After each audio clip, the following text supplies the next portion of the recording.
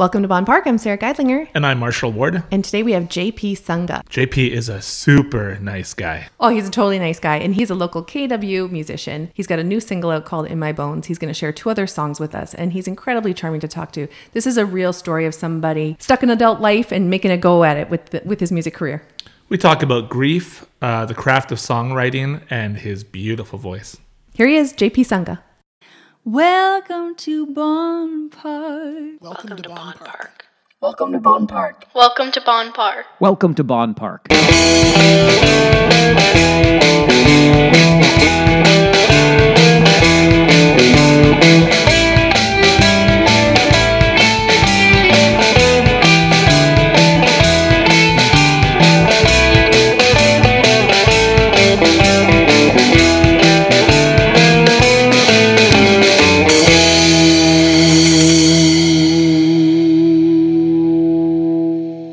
Do you enjoy Bonn Park Podcast? If so, we would really appreciate it if you Leave a review. like, rate, subscribe, but most importantly, Share directly from the platforms. with your family and friends. That's the best way to get the word out to everybody, and more people will get to see our show that way. So click those like buttons and share our show. Thank you. Thanks. On with the show. This is it. Bonn Park is supported by Backyard Honey Company. Since 2013, Jack, Eva, and Catherine Young have been producing amazing honey products by tending to busy hives of beautiful bees. Backyard's honeys come in flavors like wildflower and cinnamon. They also have soothing beeswax lip balms, candles, and more. And they're a supplier of beekeeping equipment to both novice and experienced beekeepers. Find Backyard Honey's delicious products at shops like Charles Quality Meats, Ambrosia Corner Bakery, Relish Cooking Studio, and Zero Waste Bulk. Check them out at backyardhoneyco.ca and backyardkeeperssupply.ca. Thank you to the busy bees at Backyard Honey Company for their support of this podcast.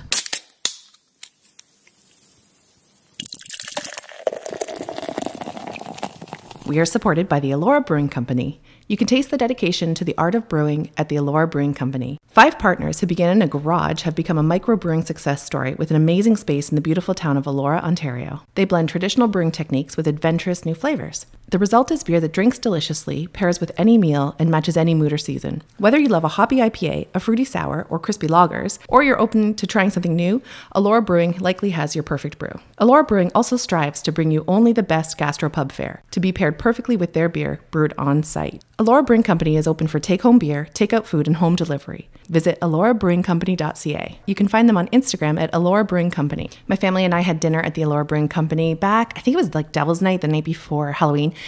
And we did the Tim Merton Halloween, the spooky Halloween walk, and we had dinner and drinks at Elora Brewing Company. And this was pre-lockdown, obviously, and it was fantastic. This is good stuff, guys.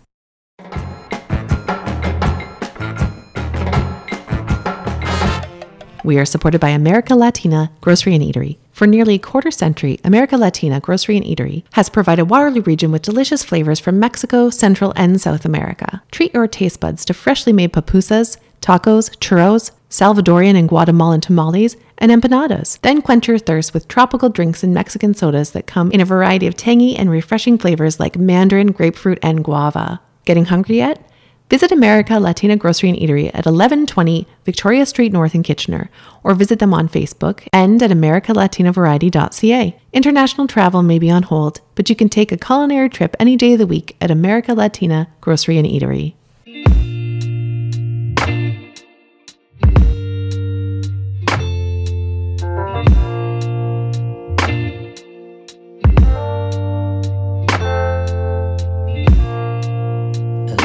From your porch burns through the screen and yearns to be seen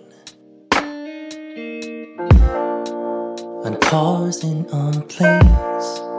They rush to be near with hearts and with tears. The world at the end is a day yet again, a day like yesterday. An honest mistake, I am sure. The time will reveal your absence no more. So I'll wait for your sympathy to hell down all over me. I will be found when you come around again.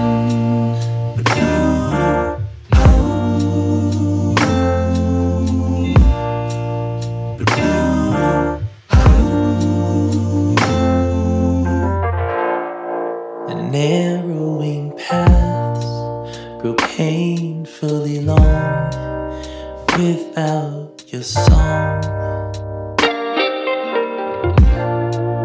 Saved from the fear that kept you away. Why can't you say I'm sorry? I wanted to be there.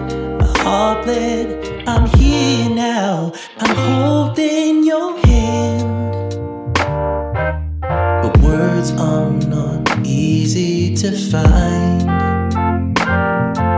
The awkward avoidance is truly unkind. So I'll wait for your sympathy to hell down, to hell down all over me. I will be found when you come around again.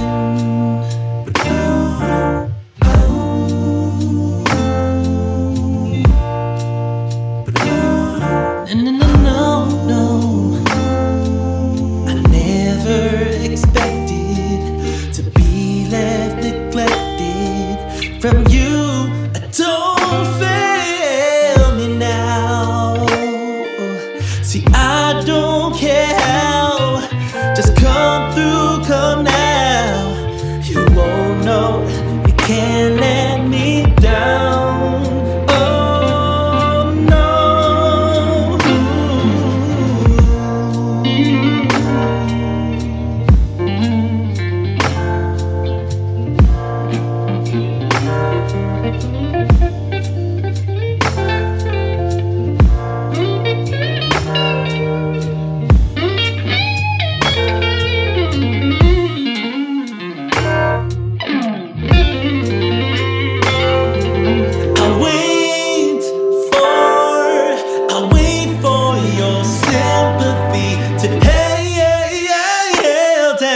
To hell down all over me. I will be found when you come around again. Ooh,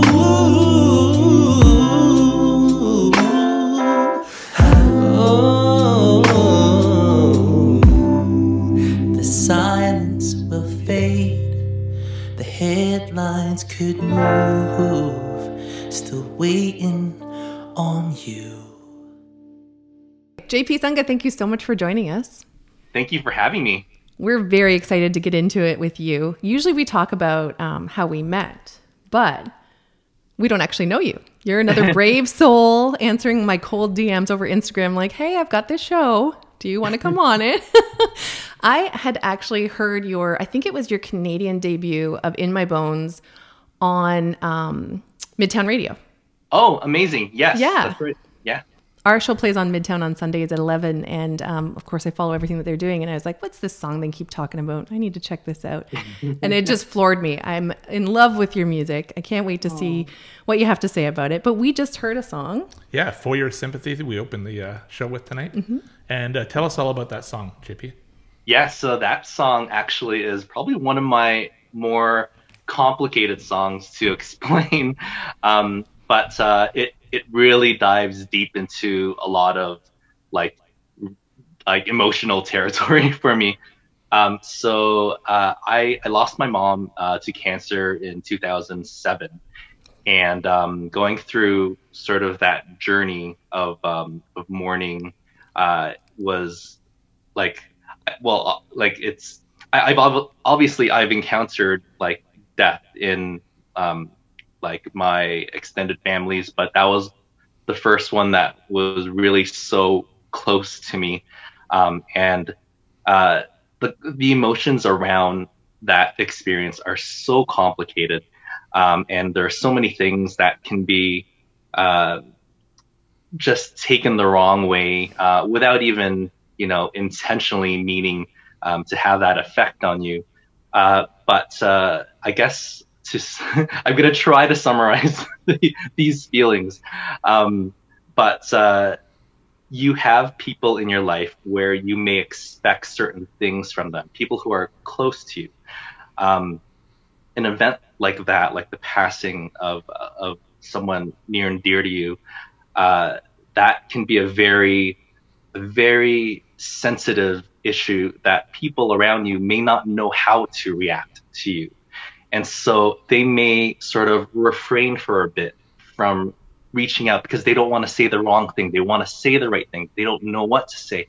But when you're in mourning, every single second that passes that you don't have that person with you is like an eternity, right? Like you don't care if they're going to say the wrong thing. You just want them there. And so that's what For Your Sympathy is. It's sort of that, well, does this person, like, is this friendship not there anymore? Did I misunderstand our connection? What's going on? Like, why am I being abandoned at this time in my life? When you're not, like, it's just broken communication. It's people just trying to figure out how to touch base in a time like that. And so For Your Sympathy was kind of birthed out of that experience. And it's there's a lot of complicated feelings that you're going through. And the song, although it has such a weighted subject, it actually isn't completely like down. There is a hope that you believed in that friendship. That person will show up. I won't be neglected forever. They will come around. So that's For Your Sympathy. Well, first of all, I'm so sorry for your loss. That's such a hard thing to go through. Marshall and I have lost both sets of parents, and I lost my mom just in 2019. And it's funny because, none of it's funny. Although grief is funny, right? Grief is funny. It's weird. Yeah, it's like my mom was trouble with a capital T. She kept us on our toes all the time. She was. She suffered with mental illness, and it was a hard life, but that doesn't mean I don't get to miss her, Right. And sometimes you miss even just the agony of the time spent. And I so relate to what you're saying about expectations of people. You didn't know you had expectations of the people that you love. And then when they don't follow through with what you need, you're like, wait, I'm still here and I'm drowning. Like, I need your help right now. I had some great people in my life say things like, what do you need? I don't know what it is. What do you need? And I'd say, I don't know either what it is. But like, even just saying you don't know what to do is a beautiful thing. And I think I also had other people who tried to keep me busy with chores for them. Like, here's some stuff you can do. Here's some stuff you can do for me. And I'm like, no, I need you to do those things. Like, I showered today, so I'm pretty much done. Something JP touched on made me think about how I think humans have a real lack of language around death. And you can see it if you go to a funeral home's website and there's a space for leaving comments, you can see that lack of language, right? And understandably, people basically say the same kind of things. Yeah. Most sympathy cards say something very similar. And I think that it regardless of your status or your education or whatnot, I think just as humans, we lack language to talk about death. And I think that's probably something you experienced is the most well-meaning people just don't have the tools to or the emotional capacity in some cases to just express something that you could really use at that time. Right. Yeah. And none of us are immune to this. Like, I've been obviously on the other side of that fence, and I get it. Like, it's not an easy thing to do. But I think for me, it was more of a reminder that sometimes that's okay. And you just need to show up and be like, I don't know what to do. I don't know what to say to you, but I'm here. I got to interview Neil Peart, the late drummer of Rush. Oh, wow. And I asked him about the year he lost both his wife and his daughter in the same year. And he said the most meaningful thing anybody said to him was just, "Here is my heart." That's all they said. And he said, that's all he needed, you know? Yeah. Yeah. One of my closest friend, when her father passed away, she reached out to me and she just said, "I had no idea. I'm so sorry. Your poor heart." That when she was experiencing her grief, she reached out to me about my grief from 10 years earlier. You know, like grief is a weird thing. It really, and it's movable. It's never one thing, and you're never just like over it. You know, like it's constantly changing and evolving. Yeah. Like I grieve now. I have daughters who are teenagers, and I grieve that they don't have grandparents from me. You know, like those kinds of tough things. Or I've heard when somebody loses a child, it comes back in waves, like it over and over again. It's like a wave coming in. When someone loses a child, Yeah. I can't even imagine. I can't. No. That's well, they say the worst thing you can go through. But For Your Sympathy is so soulful. And like you said, there's hope at the end of it. There really is. Like it's uplifting, and I listened to it quite a number of times leading up to this interview. And it's, you know what I really noticed too? So you're a dad, right? I'm a dad. Yes. I'm a dad of 3. Yeah. Of 3. Oh my gosh. You're more braver than we are. How old are your kids? I've got a 11-year-old, a 9-year-old, and then our youngest is 4. Is 4. So this is why I'm wondering how you have the time to do this. So in these 3 songs that we're going to hear today, I have noticed like a marked difference to your earlier music that's online. Okay. This stuff, and it's great. I mean, I love Operator, and I was listening to a whole bunch of stuff that I love. Great covers that I want to talk about too. But like your voice is tight. Your melodies are totally hitting the mark. The music has ambient sounds. There's like some auto tune as an instrument element to it. What happened? Yeah. What's the change? When do you have time to do this?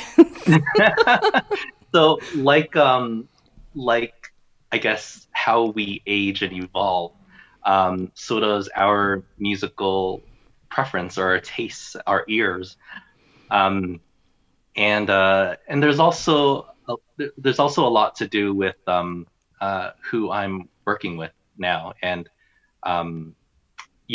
so like different people bring different things to the table. So for me, like For Your Sympathy, actually, even though it's a release off of my forthcoming album, is actually a song I wrote a long time ago. So sonically, I'm able to access a lot more things than I would have back then. And even back then, I didn't have the means to have a professional recording. It was always just playing it live on stage. So it was just guitar, bass, and me. And so, to be able to kind of dive into this like world of endless options of, just recording is so like technology has taken it so far. So I really like in all these songs, I'm really having a blast kind of exploring all those different sounds, whether they be like electronic synthesized sounds or even like real instruments. It's almost like a big open playground, a toy store for me to play around with. And I think that has a lot to do with the change in sound. And then, and also I'm at a different stage in my life where I'm not necessarily trying to wow like a record company or anything. Like I'm making music that makes sense to me, that hits my soul. And I'm also creating sort of a legacy piece for my family, for my kids. And so that's my focus now. So if it hits chords in my heart, then I know I've done my job. It doesn't like, it's great that it appears to be resonating with a lot of people, but that certainly isn't the focus. So there's a lot of things that are different than my earlier stuff. You mentioned about the autotune piece. So I know, like, if you were to ask me 10 years ago that I'd ever be playing with like a vocoder, I think is what that tool is called, the software. I would have said, heck no, there's no way. Like that. I'm not a hack. I know what I'm doing, right? Yeah. Yeah. Yeah. I don't need that. Yeah. But in working with my amazing producer, Sam Hillefer, out of his studio in Kitchener, we talk a lot. Like Sam really does a great job in kind of opening my mind, and yeah, like we had touched on this whole vocoder thing, and what we like to do sort of in our sessions is he likes to play like some new music for me, or artists that I probably have never heard, and then we kind of get into this zone, and it's pretty cool. Like I love that about our working relationship. And he was playing me some stuff with this vocoder tool, and so I had the song in my mind, and I'm like, you know that vocoder thing? Can you pull it up? I just want to see how this would sound. And I didn't have the full song written. I just had the chorus of "Listen to Your Heart" written, and I played it. And then we both kind of just looked at each other, like, oh my goodness, this is the sweet spot for this type of a song. We could, like, I don't even think we exchanged words. We were just like, like that magic moment. Yeah. Yeah.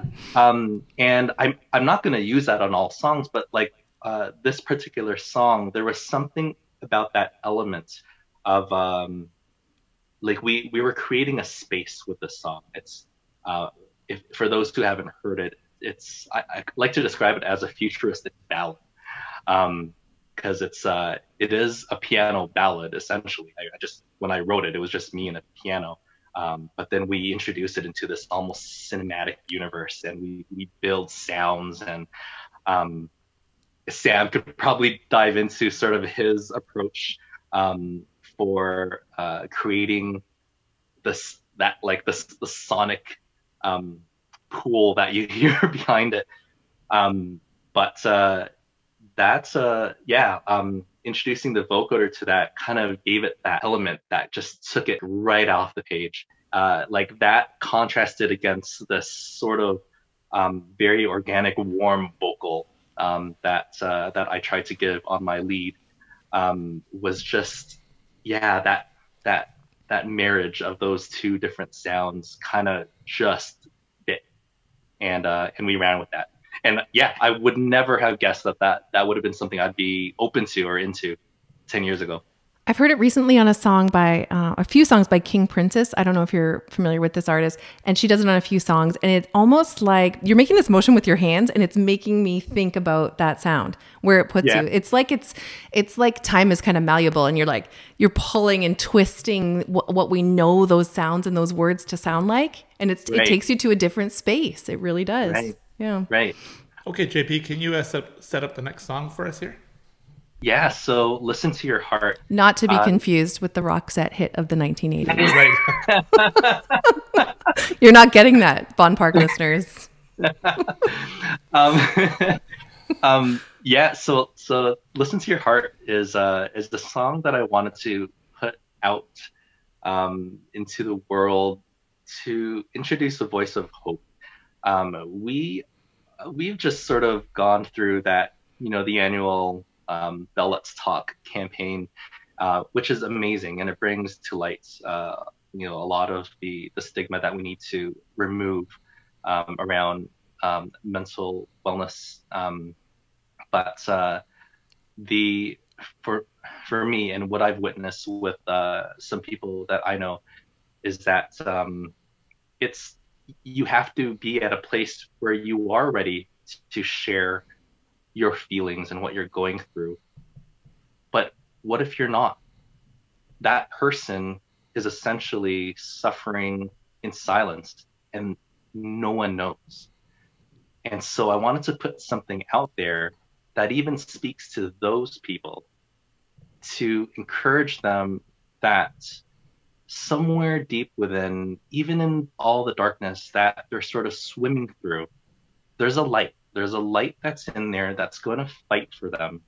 And I'm encouraging them to find that light, to believe that it's there, so that it can help them return to a safe space. And in the chorus, you'll hear I say the words, listen to your heart, it will take you home.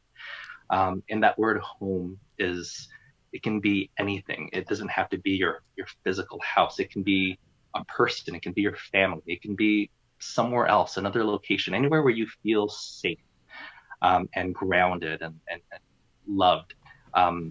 That's where I want them to find their way back to. And so that's what Listen to Your Heart is about. And I hope you enjoy it.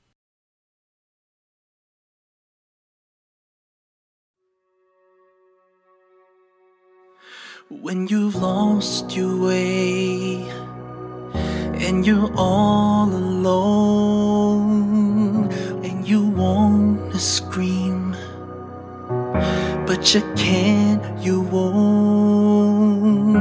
When the words are few and the tears don't show, you will find your way. You will find a way. Just listen to your heart, it will take you home. Listen to your heart, it will take you home. Listen to your heart, it will take you home.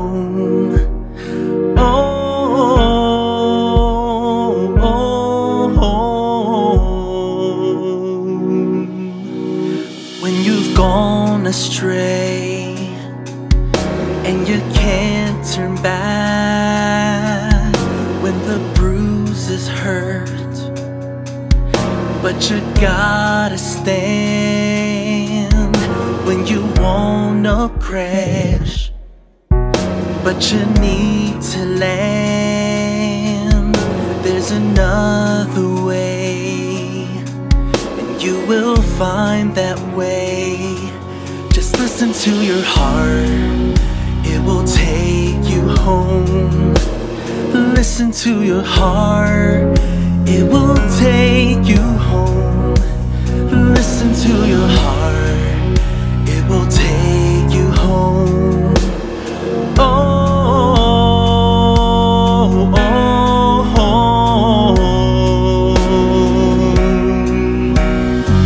Nobody said it'd ever be this way. No one inside, no time to hesitate. No matter what, it pushes through your veins to take you home, take you home. When you're lost inside and you're feeling low and you want your mind that you can't control, but you know what lies just behind that wall, you will find your way, you will find a way. Just listen to your heart, it will take you home. Listen to your heart, it will take you home. Listen to your heart, it will take you home.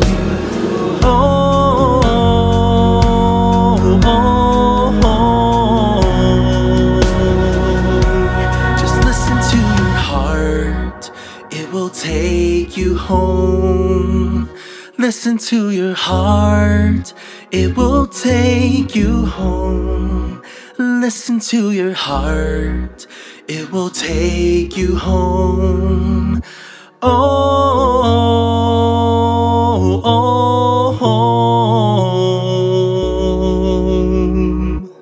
So Listen to Your Heart, what a beautiful song that is. When I was listening to it, I put myself in, I gave it a narrative in your voice. And I was thinking, I wonder if he's singing to his kids about, like, because part of your story is about finding music again, Right. shaking off the cobwebs of adult life, finding your voice, and leaving a legacy of music for your children. That if there's no better passion goal for doing something creative that I can think of, you know. And I was thinking, I wonder if you're singing to your kids and giving them an anthem for when you might not be there. I hope I don't cry. Giving them, I hope you're here for a very long time. Giving them an anthem for when you might not be there, and, you know, here's something to listen to when you're faced with a tough time, when you're faced with a choice you need to make, and a heartbreak, and a hard job, and the things that growing up makes you face, you know. And that's sort of the voice that I had given it. So how beautiful that you took something as complicated as mental health issues and asking for help, you know, and put it into this beautiful ballad. And actually, Sarah, you're 100% right. So, in fact, that's going to apply for every single song on this album that I'm working on. I almost like to think of it as each one of those is like a love letter to my kids.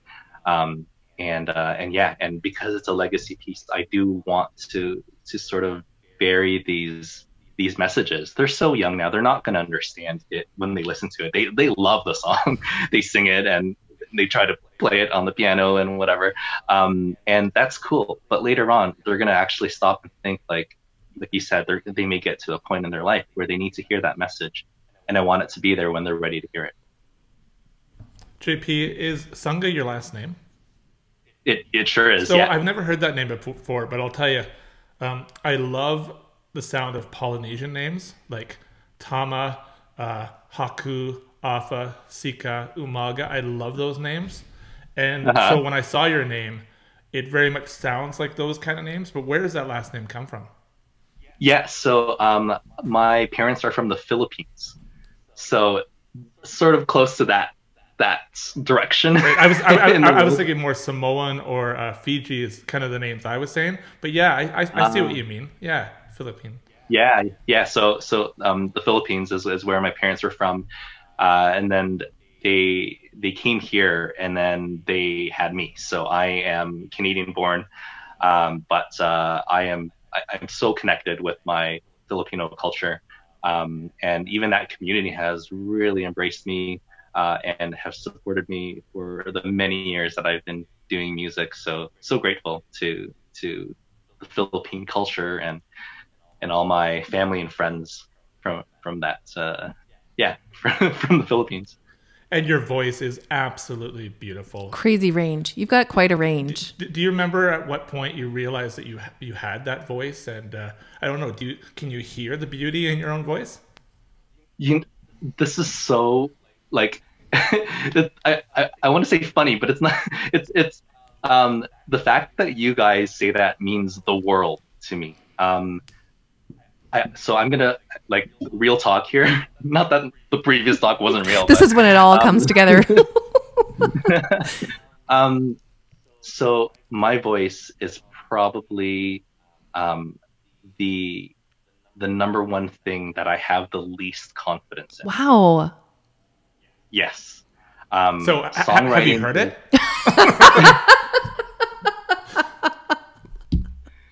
Oh my gosh, you guys killed like me. you know Celine Dion has a good voice too, right? I do, and those are facts. Yeah, that's right. I have a different voice. I know that. And Sarah, you're saying I have range, and that's actually quite the opposite of what I believe I have. You do. I know there's a safe zone where you stay. There's a comfort zone. Every singer does that. There's a comfort zone where you stay, but you can go in either direction. It sounds like it's effortlessly. Oh my goodness. Wow. Thank you. So here's what I know. I enjoy singing.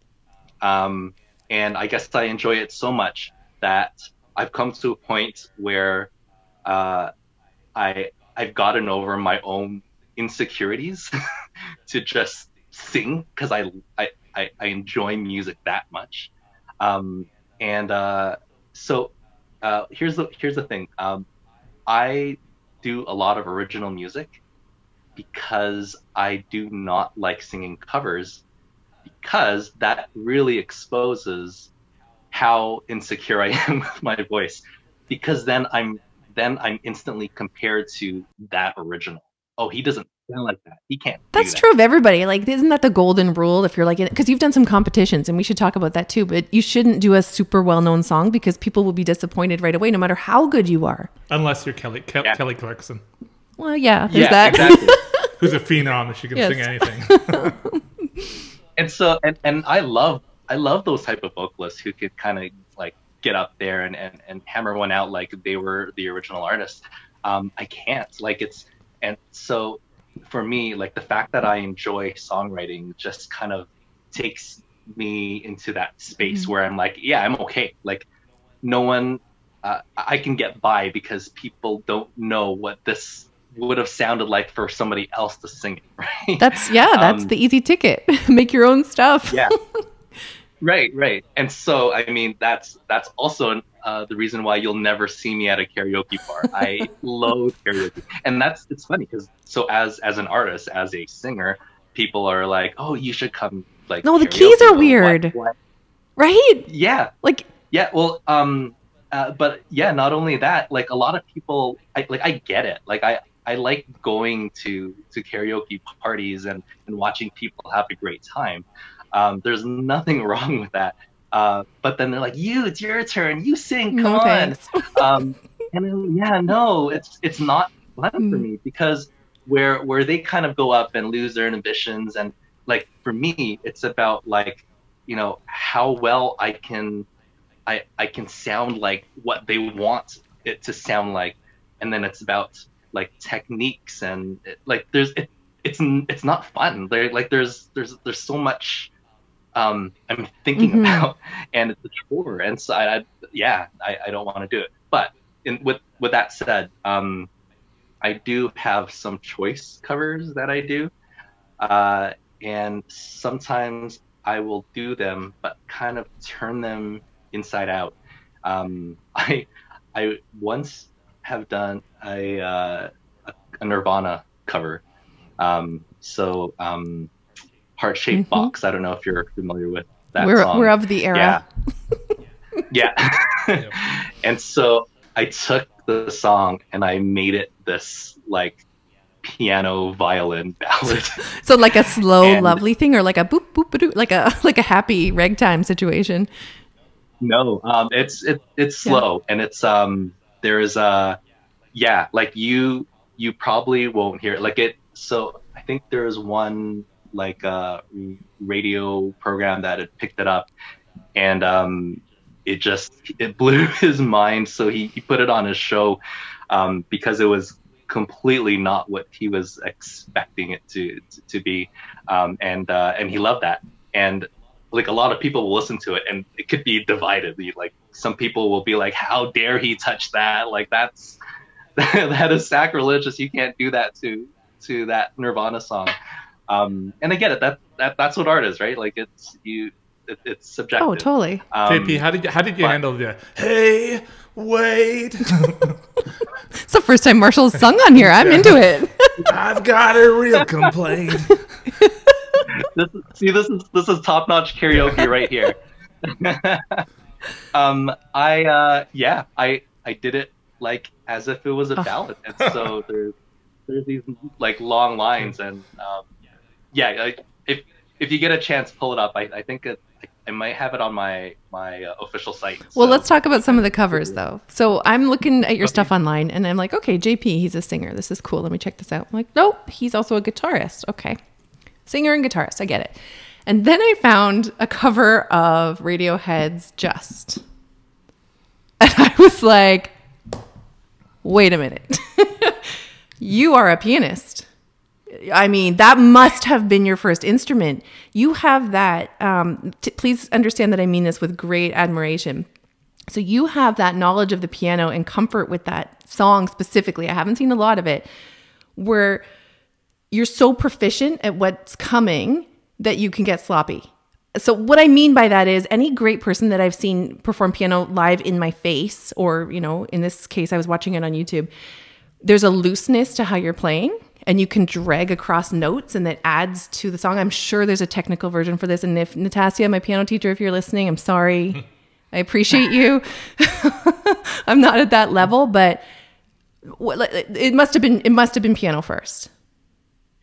It 100%. Okay. It was piano first. So I don't even consider myself a guitarist. Okay. Like I had to force myself to play guitar because I knew that if I wanted to gig more often, the effort or the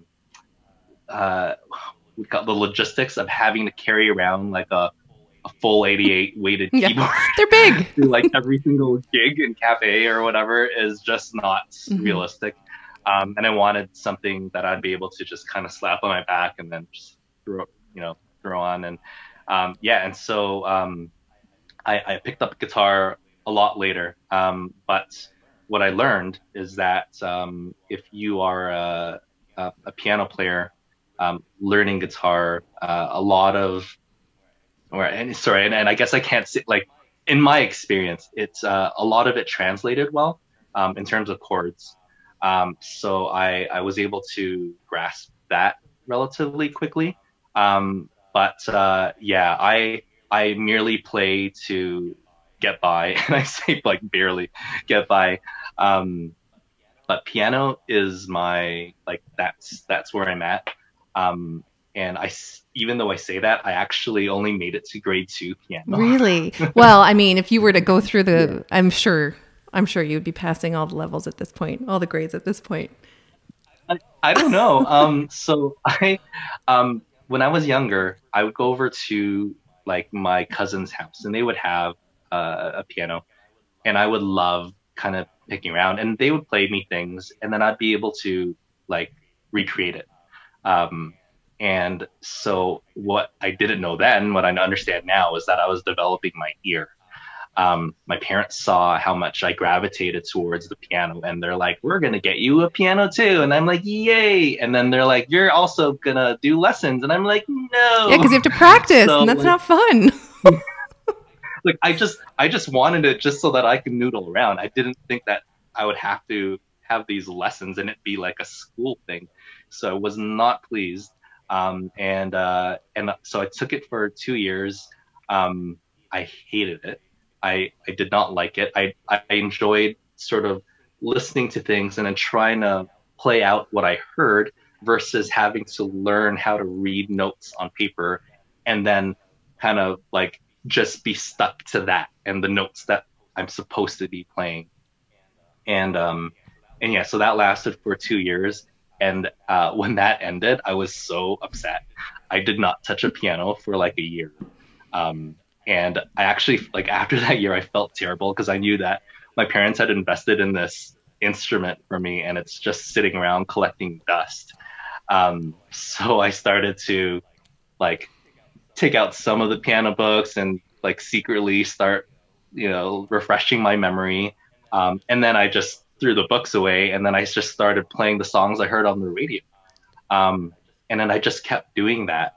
And then that sort of fell in line with my progression into songwriting. It was like around that time that I realized, and this will sound really funny, but when you're a kid, this is like, when you start to understand how things work in the world, like it's like light bulbs going off. And so I loved music. I loved hearing things on the radio, but I never thought about how they were created or who created them. I just knew that it appeared on the radio and you loved it, and that's it. Like it just exists until one of my sister's friends, like she was a songwriter, and my sister would bring home like a cassette, and she'd be like, listen to this, and she would play it, and I'd be like, oh, that's cool. I haven't heard that on the radio. And then she's like, no, because my friend wrote it. And I'm like, what? Your friend wrote that? And so it was this like thing in my head that went off that said, oh my goodness, somebody has to create these things. And that somebody can be like anyone. You heard some of the stuff that's out there? Yeah, it can be anyone. It could be somebody you know. It could be you. And so that was like that changed my life. So from that point on, and then taking what I was, I guess, learning myself on piano by listening to like pop songs on the radio, I then started to, explore, what if I were to try writing? What if I took a stab at this? And so I did. And my whole like foundation of songwriting is really based in like 80s, 90s like pop ballads. And so that's what I started writing. I was writing about things that I didn't even understand, like back then, because I knew that, like, so I would come up with a melody and chords, and I was like, wow, yeah, this is so cool. And then I would just throw whatever words about love and things that I wasn't going this to. Sounds about right. Yeah. This seems to be what people struggle with. Yeah. I saw that in a movie once, so it probably makes sense.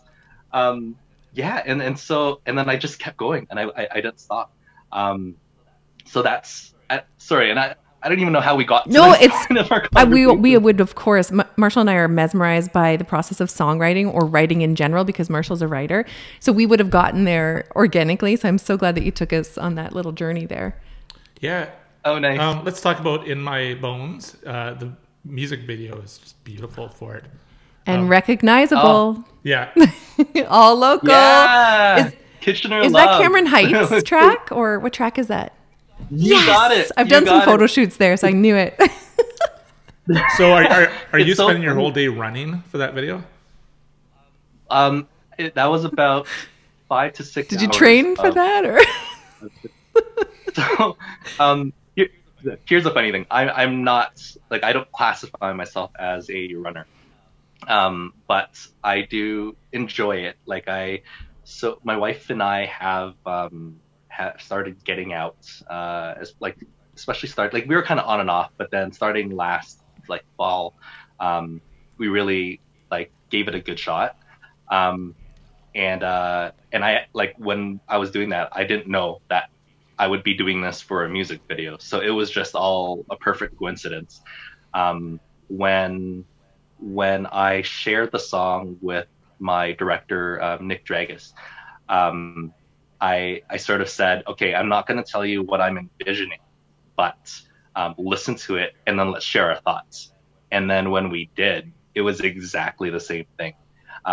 We knew that there was an energy in the track that we needed to capture, and it was probably best represented by way of sort of these athletic type characters.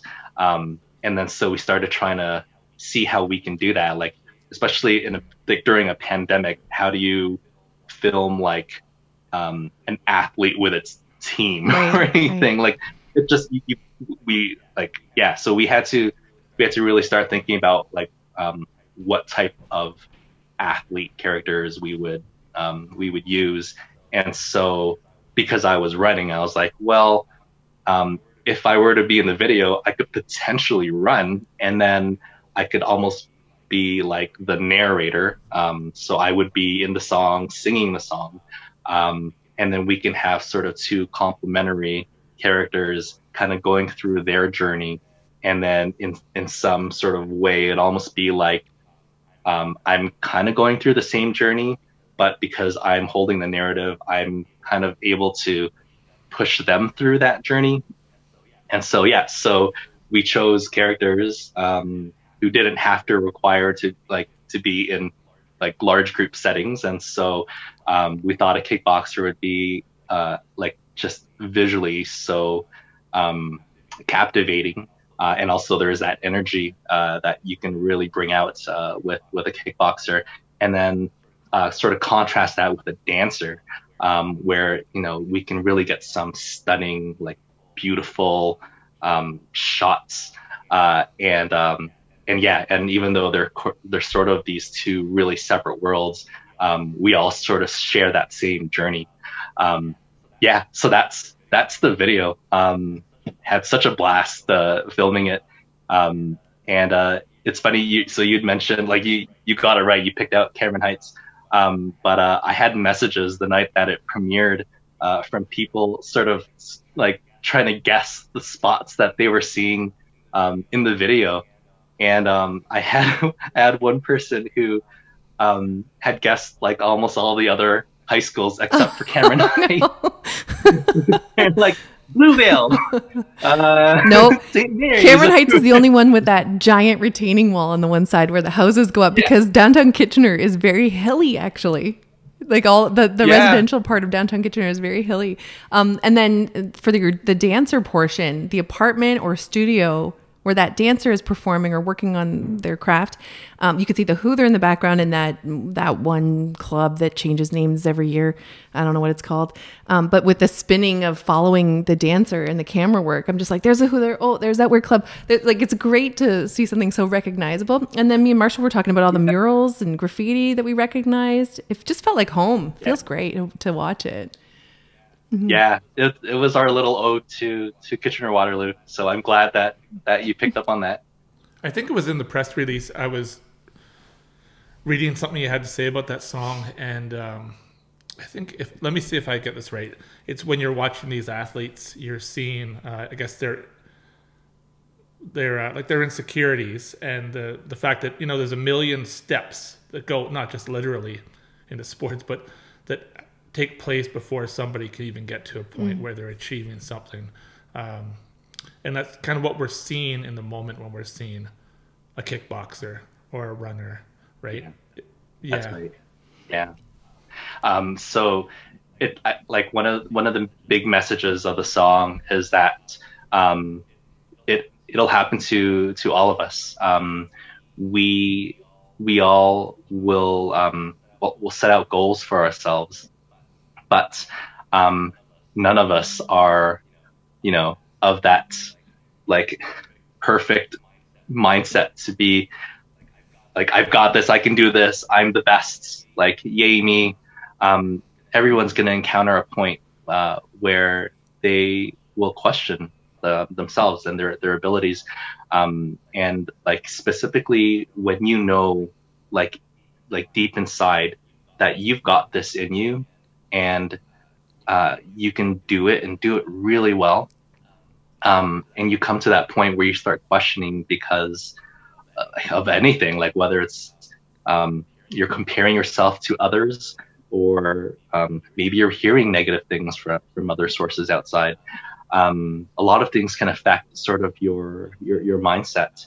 And it's like for me, it was a lot of sort of self-inflicted negativity. So many of us can relate to this. When I'm performing on stage, I actually hear voices in my head telling me in real time that I can't do it.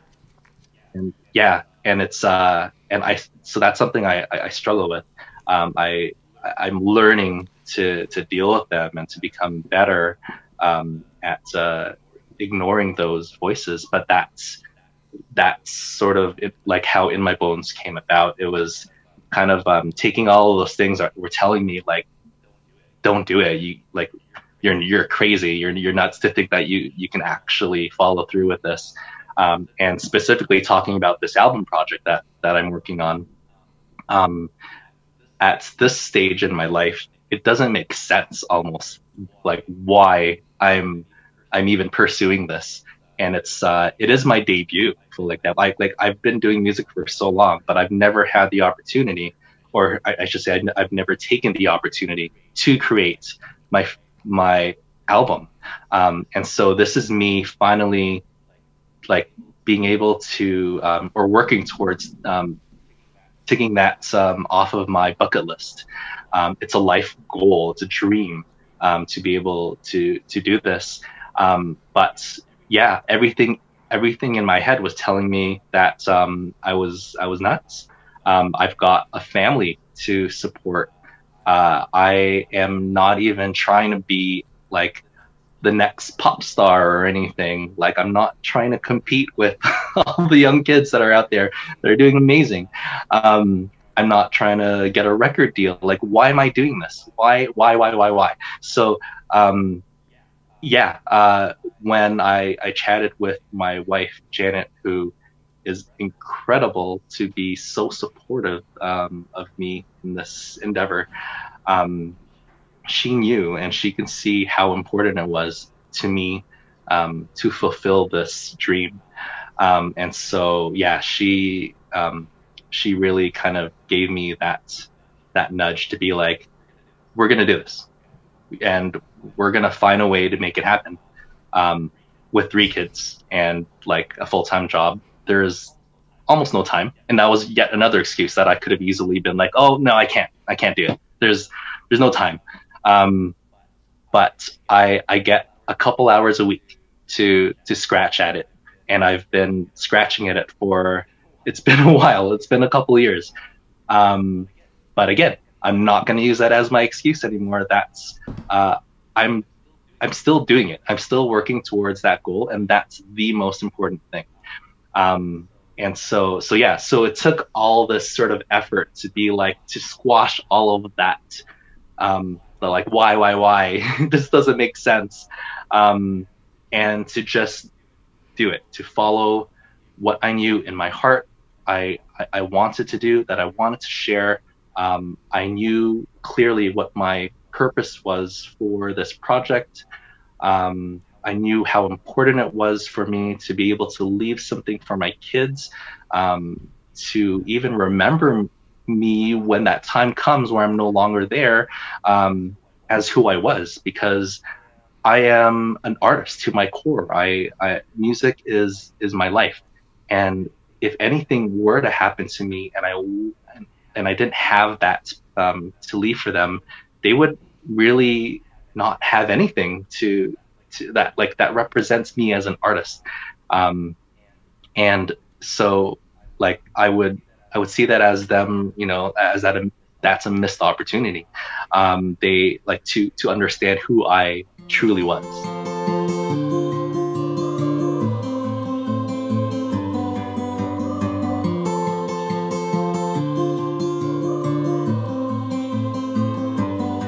What I'm after is like a song. I feel it in my bones, yeah. I feel it in my bones. And the longer I sit around, I breathe it in my lungs, yeah. I breathe it in my lungs.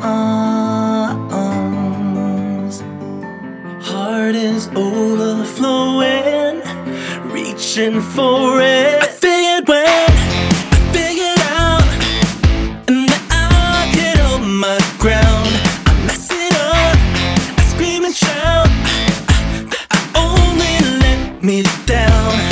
So I'm ready now, I'm ready now, I'm ready.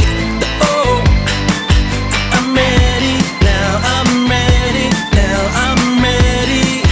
Oh, there's a changing of the crown.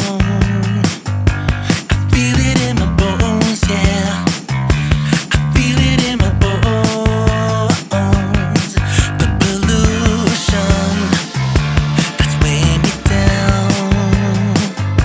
Don't need it in my lungs, yeah. Don't need it in my lungs. Heart is overflowing, reaching for it. I figured when I figured out, and that I get on my ground, I mess it up, I scream and shout, I only let me down. So I'm ready now, I'm ready now, I'm ready. Oh, I'm ready now, I'm ready now, I'm ready. Oh.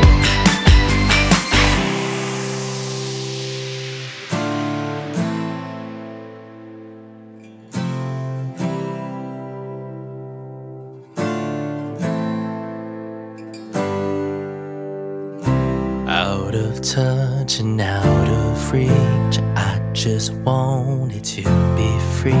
All this time I held the key, I held the key. Out of touch and out of reach, I just wanted to be free. All this time I held the key, I held the key. Out of touch and out of reach, I just wanted to be free. All this time I held the key, I held the key. Out of touch and out of reach, I just wanted to be free. All this time I held the key. I figured out, and now I can hold my ground. I mess it up, I scream and shout, I only let me down. So I'm ready now, I'm ready now, I'm ready. Oh, I'm ready now, I'm ready now, I'm ready. Oh, so I'm ready now, I'm ready now, I'm ready. Oh, I'm ready now, I'm ready now, I'm ready. Oh. Hey all, thanks for meeting us in Bonn Park. Please like, rate, and subscribe to our podcast on the platform that you're listening to. And follow us on Instagram and Twitter at Bonn Park Podcast. Original music by Alan Lung.